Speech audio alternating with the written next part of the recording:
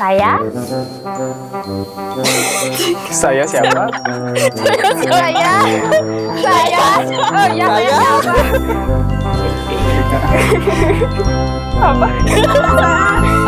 Bukan. Apa?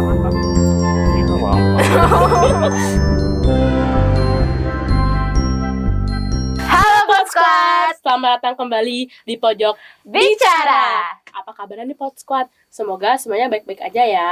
Jadi kita berdua ini baru pertama kali muncul di depan kamera. Mungkin kalian ini kan belum tahu kita berdua ya. Jadi kenalin aku Ina. Halo semuanya, kenalin nama aku Selfie. Nah, di konten yang kali ini kita kedatangan salah satu bintang tamu yang spesial banget nih guys. Beliau merupakan salah satu guru penggerak yang ada di SMA Negeri 2 Mengui. Mungkin Bapak bisa say hi dulu ke penontonnya. Halo semuanya sahabat Podsquad, apa kabar? Senang sekali berjumpa pada kesempatan kali ini. Baik, mungkin sebagian dari Podsquad nih belum tahu beliau ini siapa. Jadi kami berdua mempersilahkan Bapak untuk memperkenalkan diri terlebih dahulu kepada Podsquad yang lagi nonton supaya kedepannya nih kalau misalnya Podsquad ketemu Bapak tuh bisa nyapa gitu. Banyak fansnya ya Pak San. Oke, baik, terima kasih untuk membawa acara. Jadi sebelumnya perkenalkan, nama Bapak I Putu Sancita, biasa dipanggil Pak San. Jadi Bapak adalah seorang guru di SMA Negeri 2 Mengui, tepatnya guru matematika. Di sini juga Bapak sebagai seorang guru penggerak di Kabupaten Badung. Ya, mungkin singkat perkenalan dari Bapak ya, itu saja. Oke. Jadi dari tadi kita mention guru penggerak gitu ya Pak. Oke, iya. Betul. Mungkin Pak bisa menjelaskan apa sih itu guru penggerak? Oke, baik. Ini obrolannya berat ya.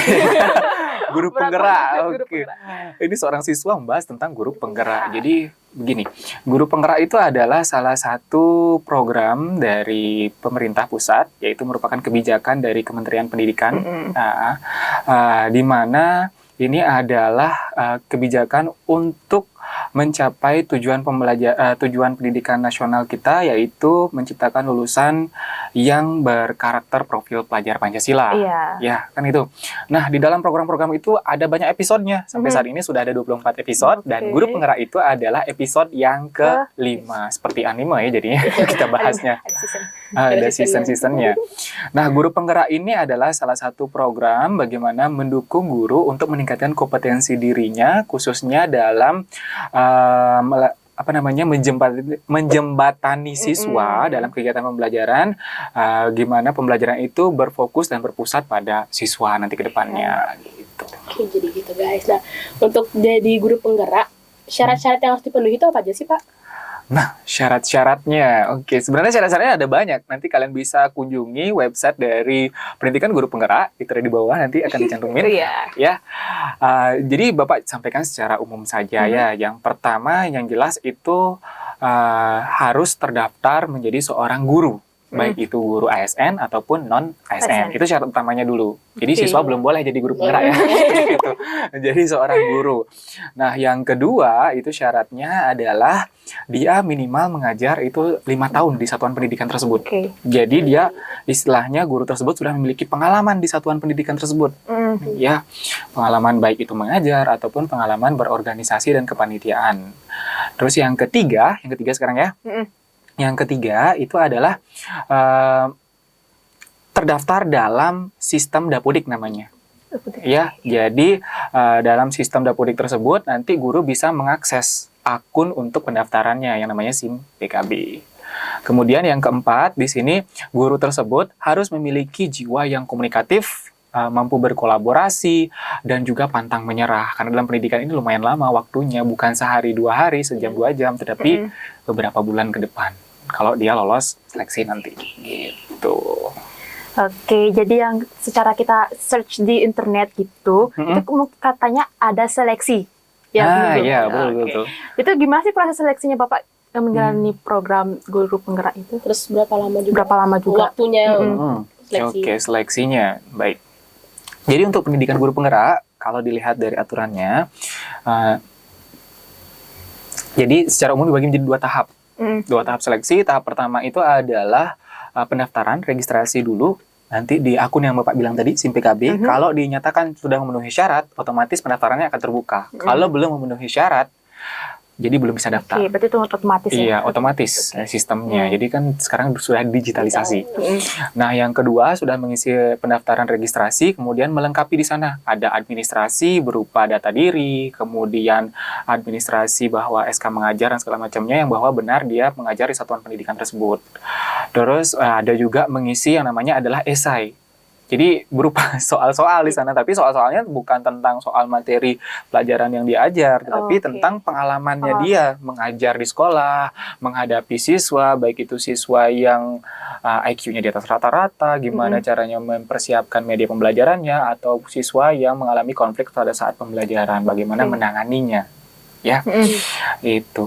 Terus setelah itu, di samping itu juga mempersiapkan namanya adalah perangkat pembelajaran berupa RPP, rencana pelaksanaan pembelajaran. Jadi guru tuh mengajar, mempersiapkan diri berupa rencananya. Saya mau ngapain di menit ini, mau ngapain, itu juga dipersiapkan di sana. Itu tahap pertama. Kalau lolos tahap pertama, itu nanti akan lanjut ke tahap kedua. Tahap kedua namanya adalah simulasi mengajar dan juga wawancara. Oke, jadi simulasi mengajar itu dari RPP yang sudah disiapkan. Tapi estimasi waktunya tidak seperti di kelas, kita mengajar 2 jam gitu gurunya, 2 jam pelajaran, tidak seperti itu. Tapi dipersingkat, itu dalam durasi kurang lebih 10-15 menit. Pelaksanaan pembelajaran dari awal pembukaan bertemu dengan siswa sampai dengan memberikan kuis dan penutupan bersama siswa itu harus terlaksana 15 menit. Gimana caranya? Dan itu diawasi oleh namanya asesor di sana. Dan diingatkan, oh ini waktunya Pak, sudah 5 menit lagi, tolong Berarti deg-degan banget ya sih, deg-degan. Betul sekali. Jadi di samping kita mengingat, oh ini sekarang stepnya ngapain ya, gitu. Tiba-tiba ada pengingat waktu, Bapak, waktunya 5 menit lagi. Gitu. Iya guys, kayak master chef. Ya betul, master chef. Anda 5 menit lagi. Gitu. Nah, kalau sudah lolos seleksi simulasi mengajar, lanjut ke seleksi wawancara. Nah, sama kayak kita nyari kerja. Istilahnya dia asesor sebagai manajernya, kita sebagai pelamar di sana ditanyain dari mana asalnya, terus bagaimana cara mengajar, terus ketika dihadapkan dalam suatu masalah, bagaimana Bapak Ibu memberikan solusi. Gitu. Jadi dilihat di sana kesiapan kita, ketegasan kita, kemudian cara kita berkomunikasi. Gitu. Dan waktunya, seleksinya itu kurang lebih tahapannya ada proses-prosesnya, jadi kurang lebih sampai pengumuman itu 3 bulan. Lama juga ya, 3 bulan. Tapi nggak terlalu lama ya. Ya, itu nggak lama-lama. Dan tidak sebentar. Iya, nggak lama nggak bentar. Di tengah-tengah, netral. Nah, selama ngikutin seleksi ini Pak, apa aja sih kendala yang Bapak hadapin? Soalnya nih guys, Pak Santi sempat ngajarin kita juga. Waktu itu pas ngajar, Pak Santi sambil Zoom juga gitu. Mungkin bisa diceritain kendalanya apa aja sih Pak selain yang sama Zoom gitu-gitu. Oke, ternyata kalian masih ingat ya. Ingatan siswanya adalah melihat gurunya di mana dia ada di posisi tersebut. Oke, jadi itu salah satu, bukan kendala sih, tantangan yang Bapak hadapi. Suatu kondisi di mana Bapak harus bisa mengkondisikan diri, membagi diri, memposisikan diri atau membagi diri dalam 2 kegiatan yang berbeda. Ya, satu mengajar, satu itu mengikuti kegiatan pendidikan guru, yaitu lewat Zoom meeting. Ya, nah itulah kendalanya, tantangan yang Bapak hadapi. Tapi kita di sana harus bisa memposisikan diri di sana. Ya, kalau kita yakin bisa, pasti akan terlewati. Itu aja sih tantangan besarnya di sana. Ya, mengatur waktu. Setelah Bapak mengikuti pendidikan guru penggerak, itu ada nggak sih Pak perubahan dalam metode mengajar Bapak? Oke, jadi setelah mengikuti pendidikan guru penggerak, tentunya pasti ada perubahan yang Bapak alami dalam diri terutama. Mungkin nanti dalam siswa juga ada beberapa lewat refleksi yang Bapak berikan. Kalau dalam diri, jadi Bapak merasa lebih bisa dekat dengan siswa, lebih bisa mengkondisikan diri. Jadi peran guru itu sebagai pamong di sini, sebagai tutor. Jadi bagaimana dia bisa mengkondisikan siswa supaya siswa bisa belajar secara mandiri, mencari ilmunya, apalagi dengan istilah kurikulum merdeka. Jadi siswa dari manapun bisa mencari literasi atau sumber-sumber belajar untuk mereka belajar gitu. Terus yang kedua, jadi Bapak juga perubahan yang dialami adalah Bapak bisa membuat pembelajaran menjadi taman bermain istilahnya untuk siswa, walaupun itu tidak sering. Jadi kita kondisikan dengan waktu yang ada. Jadi di sana Bapak mengajak siswa untuk bermain sambil belajar. Dan yang terakhir itu tentunya adalah kita bisa saling berbagi dengan teman-teman gurunya apa praktek baik yang sudah kita lakukan, bisa diimbaskan ke teman-teman guru dan dilaksanakan di kelasnya. Oke, kayak share pengalaman itu nggak sih jadinya? Iya, kita sharing. Sharing. Oke, lewat komunitas belajar. Jadi kita namanya ada punya di sekolah guru-guru adalah komunitas belajar, yaitu Nilatisma. Ya, kalau kalian kan punya grup-grup gitu istilahnya. Iya. Ya, komunitas-komunitas tersendiri, kalau di guru juga punya yang grup resminya. Oke. Gitu. Nah, Itu ya, guys. selama ngikutin seleksi terus sekarang udah jadi guru penggerak, apa aja sih Pak benefitsnya? Ngomong-ngomong benefit, ini bukan finansial ya. Bukan, maksudnya bukan finansial ya. Mungkin Oke. secara pengalaman. Pengalaman. Iya, jadi benefitnya banyak di sini yang Bapak dapatkan. Yang pertama itu adalah ilmu. Ya, bagaimana menghadapi siswa, jadi pembelajaran yang terpusat pada siswa, untuk siswa, dari siswa, dan oleh siswa.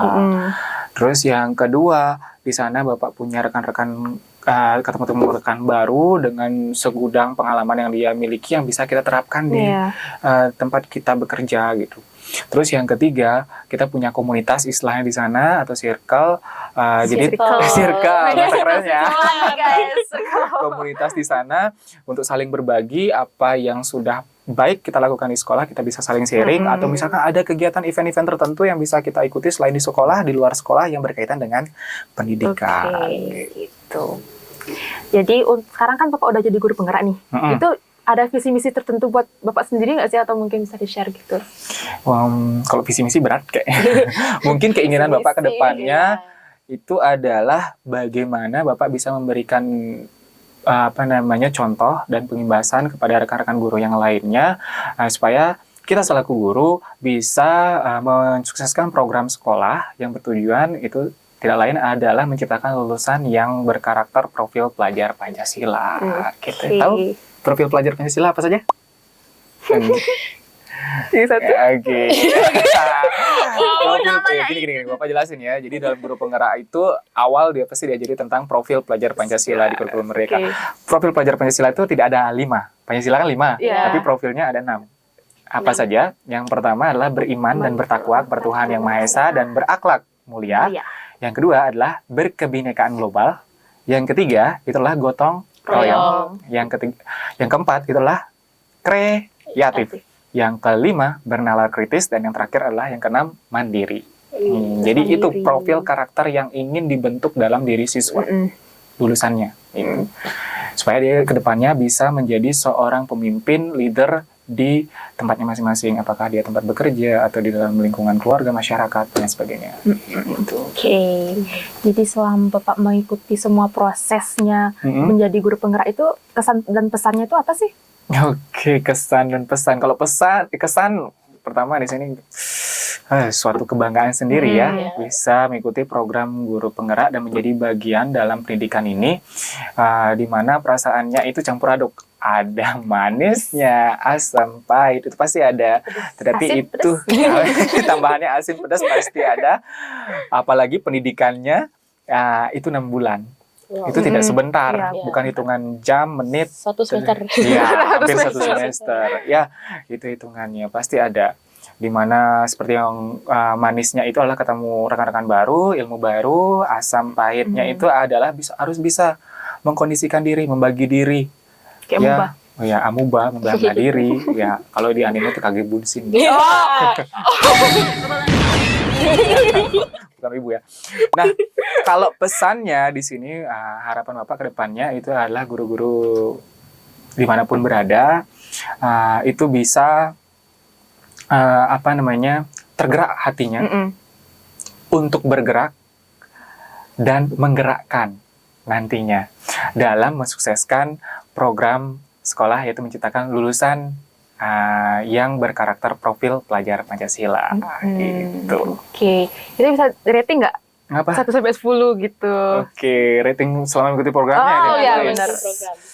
Kalau bisa dibilang itu ratingnya hampir mendekati 10 lah ya, bisa dibilang 9. 9,9,9. Itu hampir 10 pada matematika. Ya 9 lah. Oke, itu ratingnya. Ada quote mungkin? Oke, quote mungkin kalau dari Bapak sedikit ada quote. Nah, quote ini Bapak dapat dari teman, rekan sebelum Bapak mengikuti pendidikan guru penggerak, dan ini menjadi motivasi Bapak untuk mengikuti program pendidikan guru penggerak. Jadi quote-nya gini, bekerja keraslah secara diam-diam, biarkan kesuksesanmu yang membuat kegaduhan. Udah surprise gitu loh guys, Wow. surprise. Wah, kaget. Plus. Ya. Oke. Nah, Pod Squad, kita udah ada di penghujung acara nih. Sebelumnya thank you banget buat Pak San yang udah mau meluangkan waktunya untuk ngobrol sama kita dan juga mau sharing pengalaman tentang guru penggerak. Sebelumnya juga mohon maaf kalau misalnya ada pertanyaan kami atau perkataan kami yang kurang berkenan di hati Bapak. Oke, sama-sama. Ya. Oke Sobat Pod Squad, jangan lupa stay tune konten-konten kami berikutnya, dan jangan lupa like, comment, dan subscribe channel ini, dan jangan lupa juga di-share video ini ke teman-teman kalian. Dan jangan lupa juga ikuti kami di platform-platform lainnya seperti TikTok, Instagram, dan Spotify @pojokberbicara. Oke guys, jadi aku Selfie Ina, dan juga Bapak Ibu Tesancita. nah pamit undur diri ya guys. bye-bye. Thank you semuanya. Oke. See you. See you next.